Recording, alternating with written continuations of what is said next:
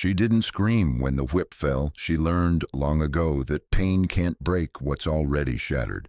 There are wounds that never speak, only hiding in the tired eyes of a woman out west. A lash, a cold stare, then a stranger's voice.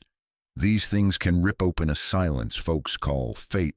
In a land of dust, blood, and hard-set rules where women are treated worse than cattle, who's got the courage to save the fragile? But sometimes all it takes is one soul stepping from the shadows, a word, a hand, a quiet act, to spark the first flicker of hope in a life everyone thought was done for. June Carter never cried out, not even when Ray's belt landed hard across her back, tearing skin through her thin dress, not even when the blood-old wounds mingled with the new. She just gritted her teeth, knuckles white on the floorboards, eyes squeezed shut, willing herself somewhere else, someplace dry and warm, far from the cracked clay beneath her knees, the desert wind clawing through broken window panes. Ray's curses filled the tiny house, louder than the wind, heavier than the dust that coated every shelf. "You're nothing but trouble," he snarled, staggering, whiskey-sick and wild-eyed. "Can't even give a man a son. God ought to strike you barren." He spat at her feet, the gesture as careless as his blows. Out there, somewhere past the flickering lantern and the yard gone silver in the moonlight, coyotes yelped at the emptiness. June wanted to disappear, to dissolve into the dirt, but she held on. Maybe out of stubbornness, maybe just the raw grit of the West. No one survives out here by being soft. When Ray stormed off into the night, leaving her shivering and raw, she just pushed herself up. Slow, careful, clutching her side where ribs burned. She counted her breaths, let the pain ground her, watched the last of his shadow lurch toward the barn. She moved to the door and slid it shut behind her, more out of habit than hope. She knew the lock wouldn't keep him out if he wanted back in. But there was comfort in small things, even pretend ones. She slumped to the floor by the wood stove and wrapped her arms around her knees, fighting the urge to sob. Crying didn't fix anything, never had. Out in Nevada, tears dried quick and dreams died quicker. She sat there, silent, until her heartbeat slowed and the trembling in her hands faded. It was then she heard it, a scuffle in the dust outside, the scrape of boots much too light to be Ray's. The back door rattled, hinges whining, and a thin shaft of light spilled into the kitchen. June froze, every muscle tight. Maybe it was a coyote come hunting scraps, maybe Ray back for more. But the figure that stepped into the sliver of light was nothing like the men she knew. A kid, maybe 10, hair the color of corn silk tangled with grit, eyes sharp with fear and something else. Anger, maybe, or pity. He stared at her, and for a heartbeat neither of them spoke. "You hurt?" the boy finally whispered, his voice breaking like a dry twig. June shook her head, but her arms betrayed her, clutching herself tight. The boy looked past her to the table, to the empty cradle shoved in the corner, gathering dust. "He hits you a lot?" June flinched but didn't answer. The boy's jaw tightened.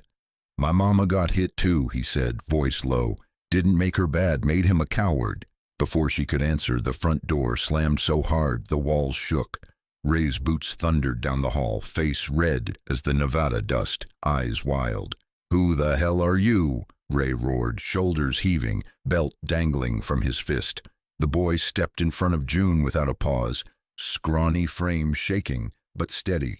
"Leave her be," he shot back, chin high. Ray laughed, mean and loud. "Get out of my house, brat, for I show you what real men do." He shoved the kid, who stumbled but stood his ground. June's heart hammered, fear mixing with something fierce. Someone was here, someone saw. For the first time in years, shame burned hotter than pain. Ray raised his arm again, ready to strike, but the boy didn't move. And that was when a shadow filled the doorway behind them. Tall, broad, backlit by the moon, a man stepped inside. His voice rolled slow and cold as riverstone. That's enough. He didn't have to shout. Every sound in the house seemed to hush. Even Ray pausing, unsure. The man stepped forward, the boards barely creaking under his boots. "Name's Gabe Hollis," he said, voice even. "That your boy?" Ray spat. "Ain't mine. Get out of here, Gabe. Not your business." Gabe's eyes flicked to June, then back at Ray, and when he spoke, every word hit like a hammer. "Woman's not a mule. You beat her again, I'll put you down myself." Ray sneered, but his hand dropped. The boy, Eli, the man called him, edged closer to June.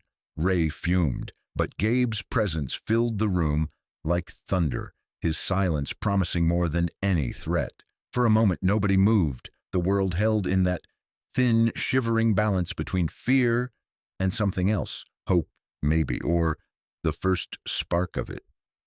June didn't dare breathe. She didn't dare believe.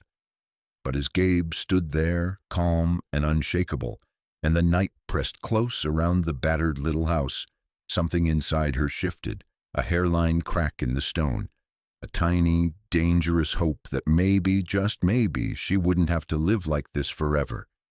Ray's breath came fast, chest rising and falling like a man about to charge a bull.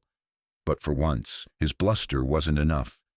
Gabe didn't move, didn't even set his hat down, just looked at Ray like the man's rage was no bigger than a buzzing fly. Eli stayed planted, thin arms out, as if he could shield June from a world full of monsters. June's own hands were balled so tight, her nails bit deep into her palms, but she stayed on her knees, refusing to cower. Ray stepped toward Eli, raising the belt, but Gabe was there, moving quick for a man his size, catching Ray's wrist midair. The belt hung loose, swinging, useless. "That's enough," Gabe repeated, voice barely above a whisper but heavy as a thundercloud. Ray's eyes darted, first at June, then at the stranger blocking his path, then at the trembling boy. "She's my wife," he barked, like that word alone was a shield. "She's my burden." Gabe shook his head slow. "A man's got no right to call himself a husband if he treats a woman worse than the dirt under his boots." Ray tried to jerk away, but Gabe didn't let go, not until the belt clattered to the floor. Eli never blinked. The silence pressed in, broken only by the wind scraping along the broken shutters. "I got every right," Ray bellowed. "She lives under my roof, eats my bread. I built that cradle for her, empty still because she's broken. She's less than nothing." June winced at the words, every one a stone thrown in a dry well. Eli stared at Ray with a scorn only children can give, pure, unfiltered, fearless. "If you hit her again," Eli said, his voice small but unwavering, "I'll come back with the law. My ma said folks like you get what's coming." Ray's fist trembled, caught between anger and uncertainty. He glanced at Gabe, saw the warning in his eyes, and spat at the floor. "Get out, both of you. Go on. Take your stray mutt, too. See how far you get." Gabe didn't budge. "We'll go, but she's coming with us if she wants." He turned to June, and for the first time since the beating began, she met someone's eyes without flinching. "You got somewhere to go?" Gabe asked, voice low and gentle, ignoring Ray's curses. June shook her head. "Nowhere." Her voice was barely a whisper, but it carried more weight than any shout. Gabe nodded, slow and certain. "Then you'll come with me. There's space at Hollis Ranch. Plenty enough for a soul needing rest. No one there'll lay a hand on you." Ray laughed, ugly and sharp. "She leaves, she's got nothing. No name, no money, no family. Out here, that's a death sentence. She'll come crawling back." Gabe's jaw tightened, but his words stayed calm. "A name ain't worth a damn if it means nothing but pain." He glanced down at Eli, who gave a nervous nod. "I'll help too, mister. I can work, honest." For a moment, the wind howled, dust swirling across the threshold like the world itself was watching. June rose to her feet, slow but steady. each movement burning, each breath proof she was still alive. Ray stared her down, lips curled in contempt. "You walk out. You ain't never coming back. You hear me?" June swallowed, met his gaze, and felt a strange clarity, like a fever breaking. "I hear you," she said, voice soft but firm. Gabe nodded, motioned to Eli, and together they gathered June's few belongings: a faded shawl, a battered Bible, a photograph tucked under her mattress. Ray didn't try to stop them, just stood there, rage spent, looking smaller with every step she took away from him. Out in the yard, the stars burned cold and clear. Gabe helped June up into his wagon. Eli clambered in behind. Ray's house shrank behind them, a dying shadow in the dust. Eli sat close, shoulders trembling, but he didn't look away. "You gonna be okay?" he whispered. June tried to answer, but all she could manage was a nod. Gabe flicked the reins, and the horses started west, hooves drumming the hard earth. For miles, no one spoke. Every jolt of the wagon sent fire through June's bruises, but she didn't complain. She listened to the rhythm of the wheels, the steady breathing of the man beside her, the soft sniffles of the boy clinging to her sleeve. Somewhere along the road, Gabe reached into his coat and handed her a canteen. "Water helps," he said, eyes kind but never prying. June drank, the cold hitting her stomach like a promise. "You don't owe me nothing," Gabe said, voice rough but true. "Just rest. The Hollis place is a day's ride. You're safe for now." Safe. The word sounded strange in her ears, foreign, like a language she'd forgotten. As the wagon rolled deeper into the desert night, June let herself believe, for the first time in a long while, that maybe, just maybe, she could start again. June slept in snatches, head leaning against the side rail as the wagon rolled on, the night wind carrying the scent of sage and something faintly sweet. Sometimes she'd jerk awake, thinking she heard Ray's boots behind her, but it was only Eli shifting or Gabe clicking his tongue to soothe the horses. The darkness stretched on, endless, the silence broken only by the creak of old wood and the distant call of coyotes. Dawn broke hard, gold, and merciless across the Nevada flats. June blinked grit from her eyes and sat up, the aches of yesterday blooming into full pain. Gabe was already awake, coffee brewing on a little campfire, hands steady as he poured. Eli dozed, curled under an old horse blanket, one arm draped over June's shawl like he was guarding it for her. The ride west grew rougher. The land rolled out, stubborn and empty, not a soul in sight but a few jackrabbits darting through brush. Gabe didn't talk much, just pointed out landmarks, the skeletons of old ranch fences, the glint of water in a dry creek bed. June's eyes kept drifting back to the horizon. She half expected to see Ray, wild with anger, thundering up to drag her home, but the only tracks behind them were theirs. By noon, the first fence posts of the Hollis ranch cut the sky. Beyond the gate, apple trees fought for life in hard ground, cattle grazed sparse patches, and a weathered barn leaned against the wind. As they rolled up the long drive, 4 children spilled out from the porch, halting in a jumble of bare feet and wild hair. The oldest, a girl with stormy eyes and dark braids, stood up straight, arms folded across her chest. Beside her, 2 smaller girls and a freckle-faced boy peered out, all suspicion and curiosity. "Clara," Gabe called, tipping his hat. "We got company." Clara nodded once, cool and silent. The boy, Billy, bounced on his toes but didn't speak. May and Sally, May clutching a battered book, Sally with a pet frog in her fist, hovered behind their big sister. Eli slipped out of the wagon, trying not to look too nervous, and June, unsure of herself, slid down slow, boots landing in dust she'd never walked before. Inside, the house was wood and stone, neat but lived in. Gabe led them through, showing June the kitchen, the bunkhouse out back, the spring where the children drew water. "You'll want to rest," he said gently. "There's a room you can use." No locks, but no one'll bother you here." The children watched her like skittish colts. Clara spoke up first, voice sharp. "We don't need a new cook." Gabe raised an eyebrow. "I didn't bring her here for you. June's a guest. You'll treat her right." June unpacked her few things. Her hands shook so bad she dropped the Bible twice. She heard whispers outside. Clara warning the others not to trust a stranger. Sally asking why June had a bruise on her cheek. No one answered. That night, June ate supper at the far end of the table. No one talked much. Gabe carved meat, passed bread, poured coffee, and let the silence fill the room. Billy kicked May under the table. Sally watched June with wide eyes. Afterward, Gabe handed June a plate of stew. "Eat.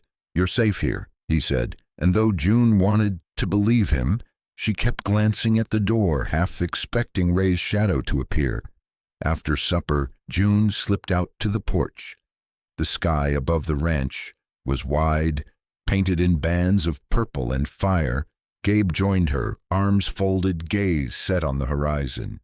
"It's different out here," he said after a long while. "Quiet can be hard if you've had too much noise." June nodded, not trusting her voice. Eli came out, holding a piece of bread, and offered her half. "You ain't scared, are you?" he whispered. June managed to smile. "Not right now." Later, as the house settled into sleep, June sat awake, hands wrapped tight around a cup of tea. Gabe left for her. Through the thin wall, she heard the children's quiet breathing, the low whistle of wind through apple branches, and her own heartbeat steady and growing stronger. For the first time in years, she let her eyelids drift down, knowing there'd be no boots stomping, no belt cracking, just the long, slow hush of a place that felt almost like hope. June woke before dawn, long before the first rooster crowed. Her back ached, her arms felt leaden, but something in her chest refused to let her lie still. She crept into the kitchen, hands careful not to clatter any pans, and set about making bread the way her mama once taught her. Slow, measured, kneading the dough until her shoulders burned. It gave her something to do, something to control in a world that had snatched everything from her.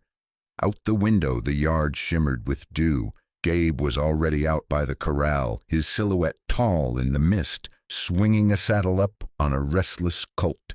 He moved with quiet purpose, always steady, never raising his voice. Billy trotted out, boots untied, hair sticking up, ready to help with the morning feed. Clara and May appeared soon after, Clara's gaze cool as ever, May rubbing sleep from her eyes. Sally wandered last, frog cupped gently in her palms. June kept her distance at first, afraid of doing wrong, afraid of being in the way. When Gabe handed her a pail and pointed to the garden, she worked the rows in silence, hands caked in black earth. The sun crept higher, burning the fog away. Sweat stung the marks Ray left across her shoulders, but she bit her tongue and kept at it. At breakfast, the children circled the table, energy crackling. Eli scooted in beside June, grinning shy. Clara eyed her but said nothing. Gabe prayed before they ate, voice quiet and deep. "Lord, keep us and those lost too." June stared at her hands, feeling the weight of that word. Lost. Later that day, June tried to help Clara with laundry by the creek. Clara scrubbed shirts with quick, sharp motions. June offered to rinse, but Clara just snatched the shirt away. "We're fine," she said. June stepped back, heart pounding, stung by the rejection. May watched from the bank, uncertain, her little fingers plucking wildflowers. The afternoon turned fierce. Wind howled through the hollows. Dust devils danced along the fence line. June patched a tear in Billy's sleeve, sewed May's apron, set a fresh handkerchief at Clara's place on the bench. No one thanked her, but no one stopped her either. When Sally fell and scraped her knee, June knelt, wiped the blood away gentle as a prayer. Sally sniffled, then leaned into her, clinging wordlessly. By sundown, June was exhausted but not defeated. Gabe called everyone for supper, his tone soft but impossible to ignore. They ate on the porch, wind rattling the lantern. June sat in the middle this time, not quite at home, but not a stranger. The children bickered over the last biscuit, and for a moment June almost smiled. That night, as the house quieted, a distant shout tore through the darkness. Horses galloping, a hard knock at the gate. June's breath hitched. Gabe stood first, jaw set. Eli peeked out the window, pale. Clara gathered her siblings close. At the edge of the yard, a rider swayed drunkenly in the saddle. June's heart froze. Ray. He slid from his horse, boots crunching the gravel, voice slurred and mean. "June, you think you can hide out here? You think any of these people will keep you?" He lurched toward the porch, waving a battered marriage certificate. "She's mine. The law says so." Gabe moved between Ray and the house, tall and unmovable. "You best get back on that horse and ride out, Barlow. There's nothing for you here." Ray sneered. "You ain't got the right." Gabe's voice dropped low, deadly calm. "This land's mine, and everyone on it is under my roof. You cross that line, you answer to me." Ray's eyes flickered. He spat. "I'll be back. She'll come crawling, or I'll burn this place to the ground." Then he staggered back to his horse and rode off into the night, leaving the whole house trembling. Inside, June tried to steady her hands. The children stared wide-eyed, silent. Gabe met her eyes across the room. "Steady, sure. You're safe here," he said. For the first time, June almost believed it. June didn't sleep much that night. The house settled around her, creaking with every gust of wind, as if the walls themselves held their breath. Somewhere down the hallway, May coughed in her sleep. June rose before the sun, moved quietly so as not to wake the children, and stoked the kitchen fire. She found herself humming an old lullaby, the kind her mama used to sing, the tune nearly lost to memory. Outside, the ranch stirred to life. Gabe led the horses to pasture, Eli trailing behind, trying to mimic the man's every move. June watched from the porch, coffee cup warm between her hands. It almost felt like she belonged, almost, but the echo of Ray's threat clung to her skin. He could return any time. She knew men like him never let go easy. Breakfast passed in a clatter of spoons and low voices. Clara sat stiff, arms crossed, suspicion still sharp in her eyes. May and Sally whispered secrets over cornbread. Billy showed June a splinter in his thumb, his lower lip trembling. She fixed it gently, pressing a clean cloth to the wound, and the boy whispered, "Thanks, ma'am." He'd never called her that before. Gabe assigned chores, his voice even. But every glance he threw toward the distant hills said he hadn't forgotten last night. "Keep the little ones close," he told June, handing her a battered hat. "Sun's coming hard today." She nodded, grateful for something to do, grateful for the simple order in his words. Work filled the hours. June taught Sally how to braid rope. May helped her gather eggs. Billy tried to catch a lizard but only managed to tear his pant leg again. Clara shadowed June from a distance, always watching, never speaking. Eli, dust-streaked and grinning, took to June like a lost pup, helping her carry buckets, fetching water from the creek. "You know how to ride?" he asked, hopeful. June shook her head. "I can learn." The boy beamed. That evening, the whole house gathered for supper. Gabe carved beef, passing plates in a quiet rhythm. No one raised their voice. No one reached for a bottle. The silence was a kind she'd never known, full of comfort instead of fear. As dusk fell, thunder rumbled far to the west. June collected the plates, humming under her breath. Gabe lingered nearby, hands in his pockets. "You settling in all right?" he asked. She nodded, not trusting her voice. A clap of lightning split the sky. Billy shouted, "The calves!" and bolted for the barn. June dropped everything, ran after him, heart hammering. Rain came down in sheets, soaking her dress, hair plastered to her face. She found Billy crying, cornered by a frightened calf tangled in fence wire. June knelt, speaking soft and steady, untangling the mess as thunder rattled the roof. Gabe appeared, flashlight in hand, barking orders. They worked side by side, breathless and muddy, until all the calves were safe. Back in the house, Clara pressed a towel into June's hands, eyes softer than before. "You didn't have to run out there," the girl mumbled. "But you did." June dried her hair in the glow of the fire, feeling for the first time like someone worth saving. That night, Eli crawled up beside her by the hearth, whispering, "You can stay here, you know." "Gabe says nobody has to leave unless they want." June tucked the blanket around his shoulders.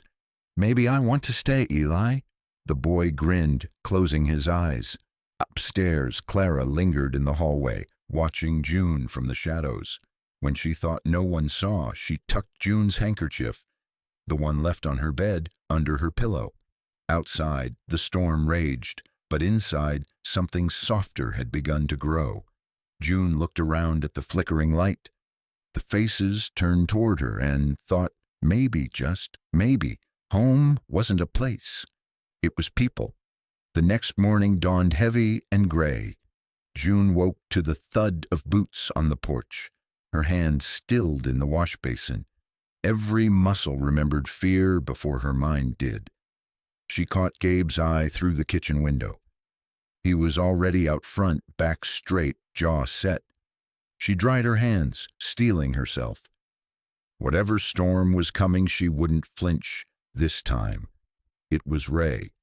Drunk as a preacher at a tent revival, slouched sideways on a borrowed horse, a mean smile carved on his lips.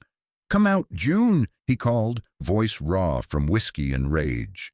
The kids clustered in the doorway, faces white as chalk. Sally whimpered, clutching May's arm. Clara bristled, eyes like knives. June stepped out, never looking at Ray, shoulders squared. Ray slid off the saddle, staggering. "I'm taking her back," he spat at Gabe. "She's my wife, got the papers to prove it." He waved a crumpled document like a surrender flag. Gabe didn't move. "You're not taking anyone," he said, voice low and even. "She's got a home here. She ain't leaving with you." Ray's laugh came out ugly and high. "You think I won't fight for what's mine?" he jeered. "You think any of these brats will stop me?" Eli, hiding just behind the doorframe, gripped the pitchfork Gabe left by the wall. June saw the boy's knuckles white, his jaw set. She shook her head slightly. "Don't do anything foolish, Eli." Ray advanced, eyes wild. "You hear me, June? You come now, or I'll burn this shack and every soul inside it." For a flash, she wanted to shrink, to hide. But she felt the children behind her, felt Gabe's presence at her side, solid as the ground itself. She stepped forward, voice calm but steel-edged. "I don't belong to you, Ray. Not now. Not ever again." For a moment, the world held its breath. Then Ray lunged, but Gabe was faster. He stepped between them, broad chest filling Ray's vision. "Touch her, and you answer to me." Something flickered in Ray's eyes. Old fear, maybe. Or the realization that this wasn't his game anymore. He spat at the dirt, backing away. Ray turned his venom on Gabe.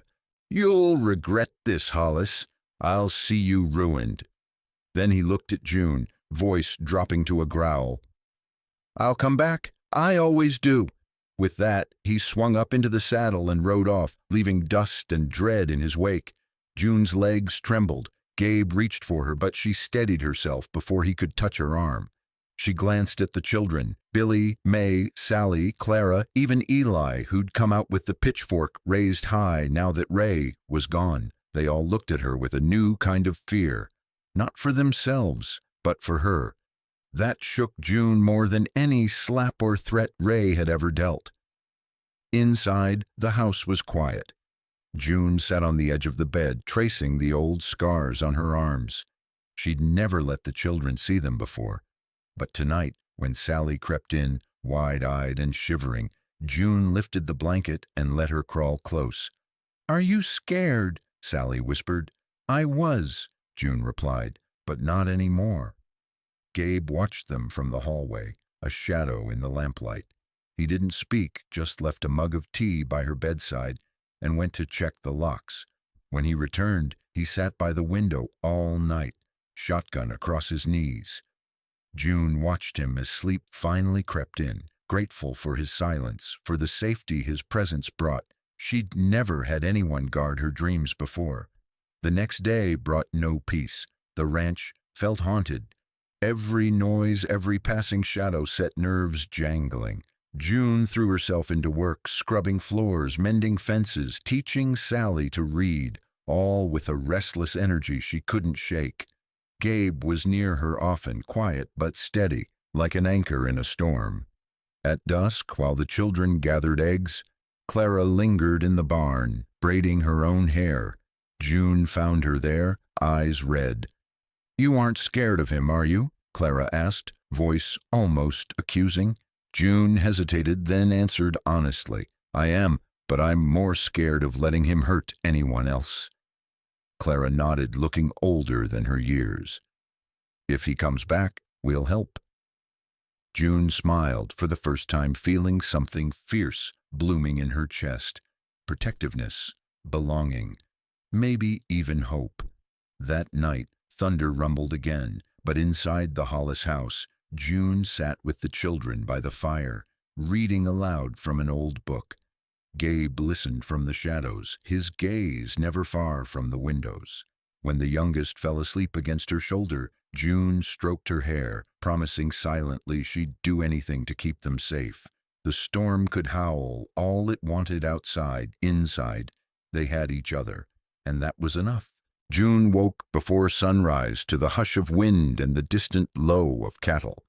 The nightmare lingered in her bones, Ray's voice in the dark, threats curled tight as a noose. But dawn in Nevada waits for no one. She forced herself up, shivering in the cool air, moving through the house so quietly that even the floorboards held their breath. Breakfast was a silent affair, the children blinking sleep from their eyes, the marks of fear still fresh.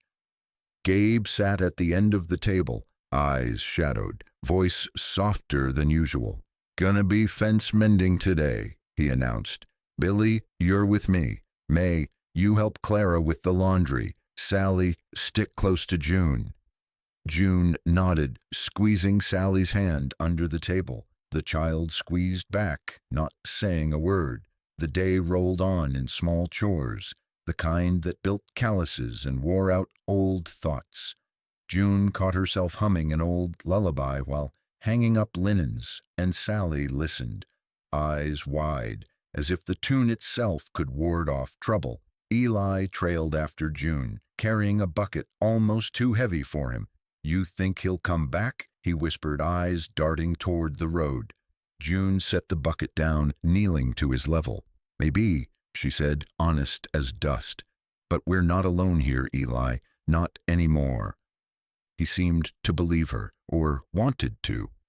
By noon, June was fixing May's torn dress by the kitchen window.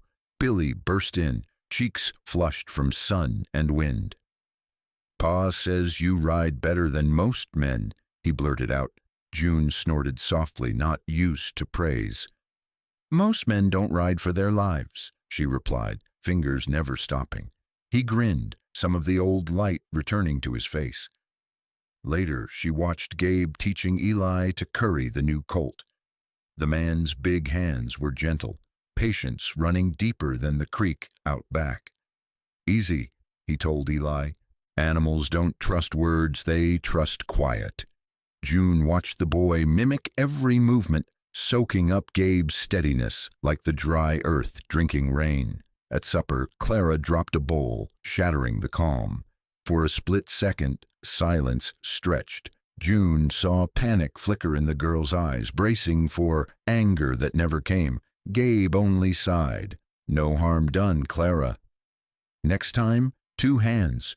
But it was June who picked up the pieces. That night she left a folded handkerchief on Clara's pillow, a small, silent offering. In the morning she found the handkerchief neatly pressed, a tiny wildflower tucked inside. As days blurred together, the edges of old wounds softened. June mended shirts for Billy, baked biscuits with May, braided Sally's hair tight enough to last all day. Eli started calling her Sis when he thought no one was listening. But trust never grows smooth. Some nights, when storms swept in off the hills, June would lie awake counting every creak in the walls, every change in the wind. One wild night, thunder cracked and the sky split open. The cattle bawled in panic. Gabe's boots pounded down the hallway. "Bulls are out," he called. June ran with him, pulling on boots over bare feet, racing through mud and dark to the far pasture. The rain stung her face, but she pressed on. Out in the field, a calf was tangled in the fence, bawling for its mother. June didn't hesitate. She crawled through the mud, slicing her hands on wire, freeing the little beast even as her own arms bled. Gabe was there in an instant, lifting the calf and June together, carrying both through the storm. When they reached the barn, soaked and shaking, he draped his own coat around her shoulders. They stood in silence, breathless, thunder rattling the rafters. Gabe didn't say a word, just pressed a mug of strong coffee into her hands, eyes full of something June couldn't name. After the storm passed, June found herself sitting at the kitchen table, Gabe across from her, both too tired for talk. He studied her hands, red and raw from wire, and wrapped them carefully in strips of clean cloth. "You didn't have to," he said. "I know," she replied, "but I wanted to." Outside, the ranch breathed easier.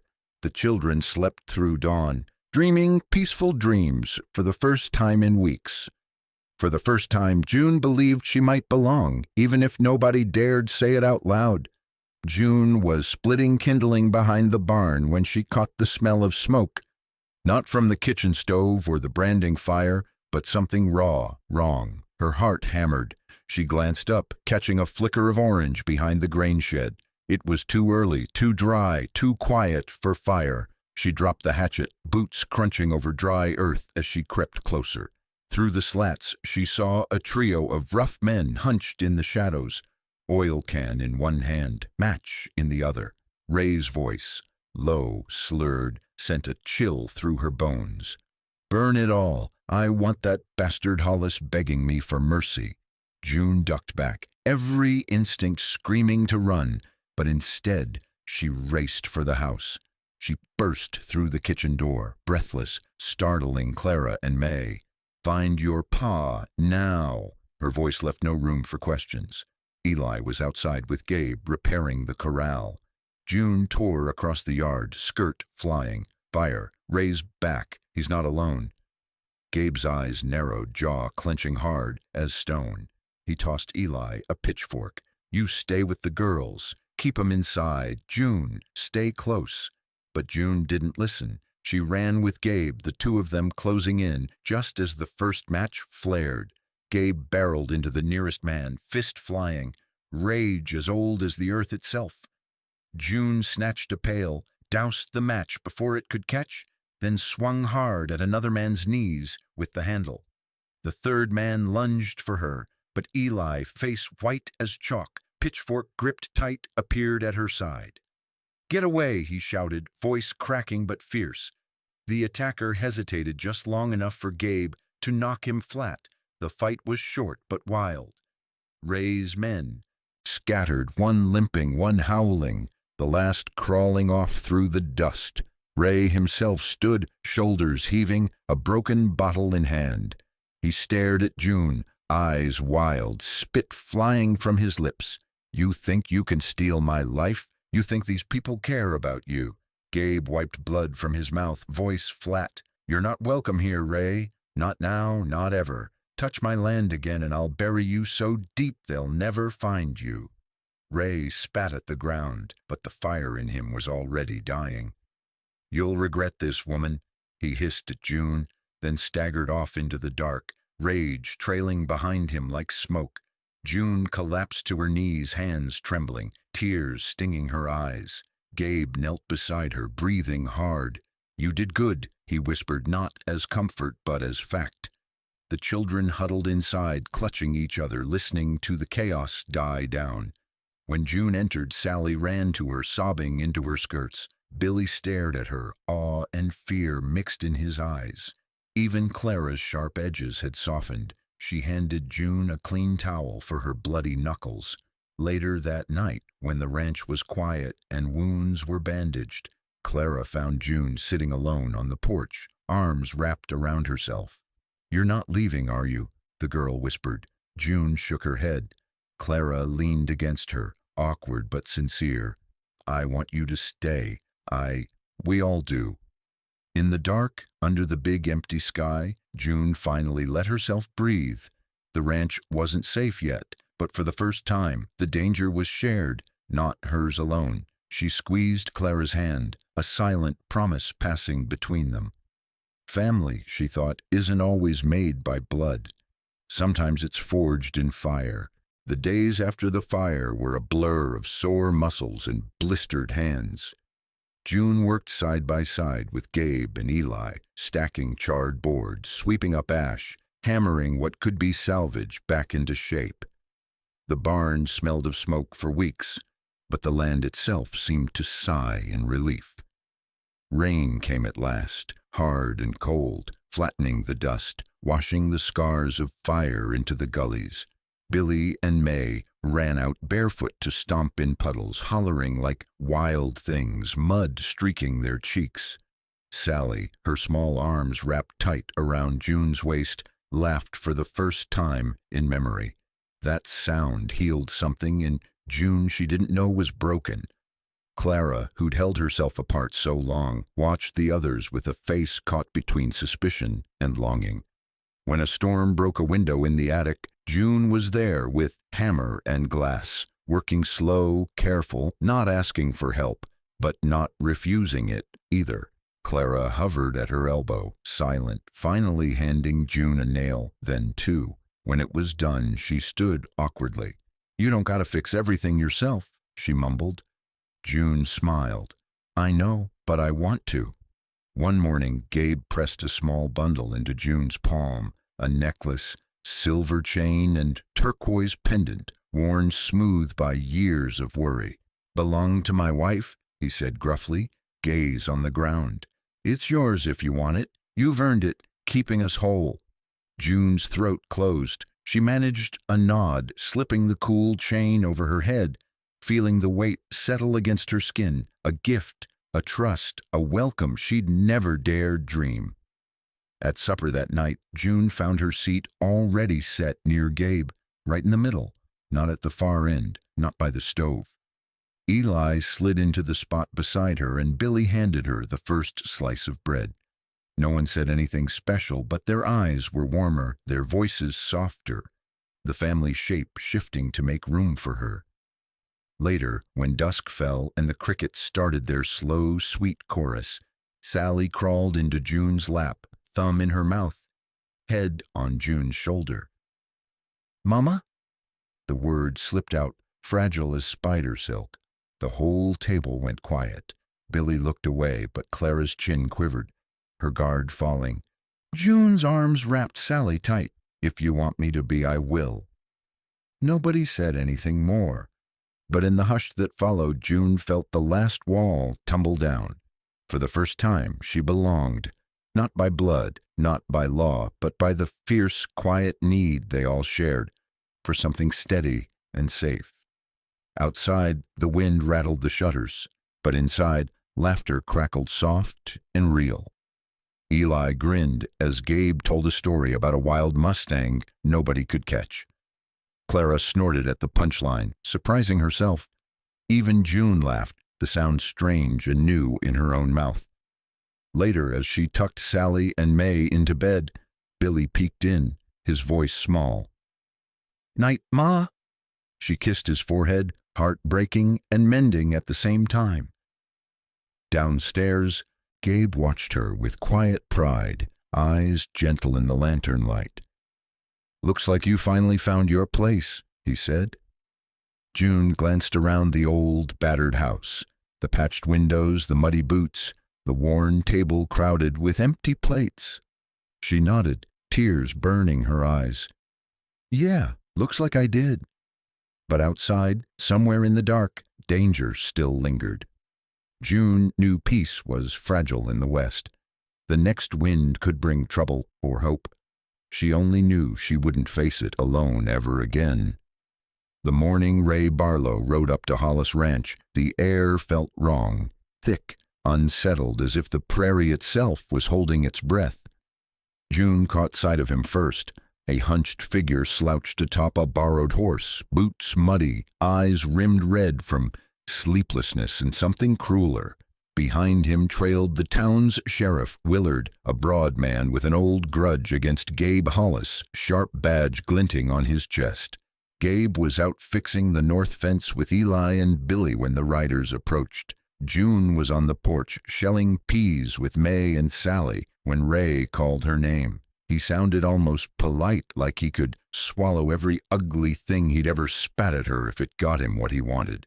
Willard swung down first, boots crunching the gravel. "I'm here on a legal matter," he announced, scanning the yard as if looking for trouble, hiding under every shadow. "Ray here claims you're harboring his lawful wife." "That so?" June rose slowly, feeling the eyes of every child on her back. Ray swaggered up, false confidence flickering. "She ran off with what's mine, tricked these kids, stole from me. I want her back. I want what's mine." June stared him down, her hands trembling only a little. "I didn't steal anything. I just left what hurt me." Willard frowned, weighing his options. "That's so, June. Got proof of any mistreatment?" His gaze slid to Gabe, still dusted with old rivalry. The children huddled near the porch steps, silent and scared. Clara's hands were balled into fists. Eli's jaw was set. Ray stepped closer, voice low and oily. "Show them your back, June. Let's see if you lie as easy as you leave." June's heart hammered, but she held still. In that moment, the shame that had once silenced her gave way to a slow, stubborn defiance. She turned, fingers reaching for the collar of her dress, pulling it down just enough to reveal the raw, tangled scars Ray's love had left. A hush swept through the yard. The sheriff's eyes widened, jaw gone slack. "Sweet Lord. Ray, is this true?" Ray's mouth twisted. "She's got a mouth on her, always asking for trouble." Eli's voice cracked through the silence, young but sharp. "She never asked for anything but kindness. You don't even know what that means." Willard turned, suddenly unsure. "Those scars speak plenty. You come here to accuse, Ray, but all I see is a woman run from pain. That ain't a crime." Gabe moved too, June's side, broad hand resting on her shoulder, not to claim, but to steady. "She's family here. No more running. You want to fight? You got one, but not today. Not ever again." Ray sputtered, fury and humiliation tangled in his throat. Willard put a hand on his gun belt, a subtle warning. "You best move along, Ray. You ain't welcome. Not till you learn to keep your hands to yourself." Ray glared at them all, a cornered animal forced to back down. "This ain't finished. She was my wife, and I got rights." June met his gaze, steady for once. "Not anymore. Not now. Not ever again." Ray turned, bitter and beaten, and rode off without a look back. Willard watched him go, then faced June. "If he bothers you again, you come straight to me." His voice was softer, rough edges dulled by what he'd seen. Gabe squeezed June's hand as the sheriff mounted up. "You did good," he whispered, and for the first time June felt lighter, shaken, yes, but less afraid. That night the family gathered around the table. Supper was quieter than usual. the mood thick with everything unsaid. After, June stepped outside alone, letting the wind tangle her hair, feeling the cool hush of dusk settle in her bones. From the porch, she watched the children through the window, their laughter returning little by little, like grass growing back after fire. Inside, Gabe waited, gentle and solid. June joined him at the hearth, the quiet warmth between them speaking more than words ever could. For now, they were safe. For now, the worst had passed. But June knew in the West, peace was never more than one bad man away from breaking. Still, for tonight, she let herself rest, her wounds out in the open, the past finally losing its grip. Night on the prairie could be mercilessly silent, the kind of silence that gnaws at the soul and leaves a person feeling exposed, naked to every lurking shadow. That night, with Ray out there somewhere, the walls of Hollis Ranch seemed thinner, the wind meaner, the darkness deeper. Clara didn't sleep. She sat by the window, chin on her knees, watching the moon float over the barn. Every sound made her flinch. Owl's call, creak of a beam, far-off yelp of coyotes. Down the hall, June lay awake, the echo of Ray's threats tangled in her mind. She'd faced him down, bared her scars, stood her ground. But evil didn't just walk away in the West. It circled, found new ways in. Sometime near midnight, a dog barked sharp and cut off. June sat up, heart pounding. She crept into the hall, saw the flicker of a lantern in the yard. The air stank of smoke and sweat. She hurried toward the children's room, Sally, May, Billy still asleep. But Clara's bed was empty. A voice split the darkness outside, a man's shout followed by a girl's shriek. June ran to the porch barefoot, cold boards biting her feet. In the yard, two shapes moved in the lantern glow, one dragging, one struggling. Clara, mouth clamped shut but eyes wild with terror, kicking and fighting as a stranger hauled her toward the fence. Another man waited at the gate, hulking, hunched. June bolted into the night, not thinking, only running. "Clara!" she screamed. The man with Clara swore, swinging her up and over his shoulder. Gabe thundered from the barn, shotgun in hand. Eli close behind, clutching a pitchfork. The men froze, but didn't back down. A shot cracked through the dark. One of the strangers yelled, clutching his leg. Gabe leveled his gun at the other, voice ice cold. "Put her down or you ain't leaving here upright." The kidnapper hesitated, then dropped Clara, who hit the dirt and scrambled free. Eli darted in, helped her up, both of them running for June's arms. But the fight wasn't done. The hurt man pulled a pistol, waving it at Gabe. "You want her so bad, take her. She ain't worth dying over." June stepped between Gabe and the gun, palms up. "No more," she said, voice hoarse but firm. "You got no reason but hate left. That's not enough." The gunman spat, blood on his teeth. Gabe moved fast and sure, knocking the pistol aside with the barrel of his shotgun. The two men crashed together, wrestling in the dust, grunting and cursing. June grabbed Clara and Eli, pulling them back toward the house. Billy appeared in the doorway with a lantern, eyes wide. The hurt man broke free, limped toward the gate. "You're all dead. Barlow ain't done," he shouted, then disappeared into the black. Clara collapsed into June's arms, sobbing, face streaked with dirt and tears. June held her tight, whispering, "You're safe now. You're safe. I promise." Gabe straightened, chest heaving, one sleeve torn and bloodied, but his eyes alive. "I'm," with rage and relief. May and Sally rushed outside, clinging to June, everyone shaking, everyone crying in their own way. For a long time, they all just stood there, wrapped up in each other. Nothing but the sounds of their breath and the slow settling of fear. When dawn broke, June sat by Clara's bed, stroking her hair, wiping her face clean with gentle hands.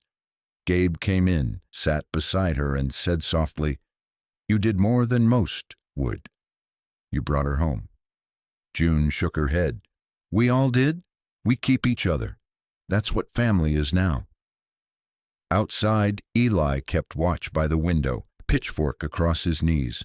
He'd grown a little older that night, the hard way, but he never once let his eyes stray from the door. In the days that followed, the ranch worked as one body. June and Gabe checked every lock, every fence post, made sure nothing could sneak up again. The children stuck close, more clingy, more fragile, but also braver, holding on to each other and to June with fierce, silent devotion. June's shoulder ached from where she'd fallen in the scuffle. Gabe tended her wound, rough hands gentle as ever. "You got grit, June," he murmured. She smiled, tired but proud. "I learned from the best." That night the table was set with extra care. Clara ate quietly, but before the meal ended she looked up and said, "Don't leave, June." "Not ever." The others nodded, silent and solemn. June squeezed her hand, feeling the last piece of fear loosen its hold. "I'm right here, and I'm not going anywhere." The wind rattled the shutters, but for the first time it felt less like a warning, more like a lullaby, something old, something soft, something that said, "You belong." Days slipped by, each one stitched together with small kindnesses and unspoken promises. There were chores to do, fences to mend, little hands to guide. The ranch was busy, but a hush lingered, a kind of gentleness June hadn't known before, one made of gestures, not words. Gabe left his old work gloves by the back door for her, patched her boots without a word. In the evenings he'd start the fire, pour 2 mugs of coffee, set one down beside her, then sit quiet, eyes fixed on the flames. He never asked what weighed on her mind. He simply stayed. June learned the rhythms of the place. How Billy liked his bread crusty. How May braided her hair tight before the sun rose. How Sally sang to herself when she thought no one listened. Clara stayed close, never far from June's side, the memory of that night still shadowing her eyes. Eli, now officially Gabe's adopted son, worked hard and tried even harder to fit in, though sometimes June caught him staring off at the hills as if afraid he'd wake and find it all a dream. Most evenings, supper was loud with laughter and children's bickering, but when night fell and the wind howled across the prairie, it was June's quiet presence that steadied them all. She'd mend shirts by lamplight, tuck Sally into bed, whisper stories of wild horses and open sky. Sometimes she'd find Clara awake, knees pulled to her chest, tears shining in the dark. June never asked what was wrong. She just wrapped her arms around the girl and held her, letting the silence do the healing. Gabe rarely spoke of feelings. His way was softer, fixing the leak in June's roof, leaving wild flowers on her windowsill, offering her his worn coat on cold mornings. One day, June found her favorite mug, long since broken, carefully glued back together, the cracks painted with golden threads. She ran her finger along them, smiling, and wondered if maybe hearts could be mended in the same quiet way. Clara called June Mama one afternoon, startled by her own voice. The other children fell silent, then, one by one, echoed the word. June's breath hitched, but she didn't cry. Instead, she set down her work and hugged each of them, fierce and long, until all the fear seemed to drain away. Eli, awkward but determined, offered June a wooden toy horse he'd carved himself. "For you," he said, eyes down, "so you'll remember us, even if you leave." June ruffled his hair, whispering, "I'm not going anywhere, Eli. This is home now. You're my family." The boy blinked, tears shining, then nodded. One evening, after the chores were done and the little ones were in bed, June sat on the porch, knees drawn up, blanket tight around her shoulders. Gabe joined her, folding himself into the creaky rocker beside her. For a long while they just listened to the night, the distant lowing of cattle, the wind slipping through the grass. Then Gabe reached out, his rough hand finding hers, squeezing gently. June leaned into him, head on his shoulder. Nothing needed saying. Beneath that endless western sky, love grew without need for names or declarations. It was in the shared silences, the comfort of steady hands, the warmth of two tired souls finding rest together at last. June knew scars might never fully fade, but here, wrapped in the hush of prairie dusk, with family around her and Gabe's hand in hers, she finally began to believe she deserved this peace. June awoke before dawn to the bitter smell of smoke. Her heart leapt as she tumbled from bed, yanking on her boots, running for the hallway. Out past the kitchen window, she saw the barn glowing, orange, angry, alive. May and Billy were already out of their beds, panic in their eyes. "Stay inside!" June barked, grabbing the old rifle from above the door. She found Clara huddled beside Sally, arms tight around her little sister. Eli was nowhere in sight. She raced for the barn, the world roaring with fire. Gabe and Eli were already there, hacking at the burning door with shovels, throwing water as fast as they could. The wind fanned the flames. Someone shouted from the north fence. June's blood ran cold at the sight of Ray, face streaked with dirt, eyes burning mad. Two men flanked him, rifles glinting, yelling curses lost to the night. Gabe shoved June behind him. "Get the kids," he said. "Don't let 'em near the house." But it was too late. A gunshot rang out, splitting the dark. The children screamed. Eli sprinted for the house, but was caught from behind by one of Ray's men. June screamed, sprinting, but Ray grabbed her arm, twisting hard. "You think you can take what's mine?" he spat. "This is what you get for shaming me in front of the whole damn county." June struggled, swinging the butt of the rifle into his ribs, breaking free, adrenaline giving her strength she never knew she had. She ran after Eli, saw the boy struggling, kicking, fighting wild against his captor. Sally wailed, clutching May's skirt by the porch. Clara, tears streaming, picked up a rock and hurled it at the nearest man. He cursed, reeling back. Gabe bellowed Ray's name, voice like thunder. The two men circled, years of hatred churning between them. Ray lunged first, knife flashing. Gabe caught his wrist, twisting, slamming him into the ground. The fight was ugly. Two men past their prime, fueled by pain, not youth. Ray clawed and bit, but Gabe fought like a father, defending every child he'd ever known. Meanwhile, June pried Eli from his captor's grip. The man turned on her, raising his fist, but Eli jabbed a knee to his gut, and June brought the rifle up, swinging with all she had. The man toppled backward, gasping, and Eli scrambled to his feet. But Ray, desperate and beaten, pulled a pistol. He aimed at June, hands shaking with rage. Time slowed. Sally screamed. A single shot cracked. For an instant, June thought she was dead, but it was one of Ray's own men who'd fired. The bullet struck Ray in the side. The gun fell from his hand. He spun, gaping at his betrayer, then stumbled, lost his footing, and tumbled backwards, over the edge of the ridge behind the barn. Silence thundered. Only the barn crackled and spat. Gabe limped to June, gathering her and Eli close, shaking but unbroken. Clara ran to them, arms flung wide. May and Billy clung together, stunned and crying. Ray's surviving men fled into the darkness. No one followed. The barn, half burned but still standing, would need mending come daylight. June held Gabe and Eli, trembling, as the sun began to rise behind them, turning the world gold. The nightmare was over.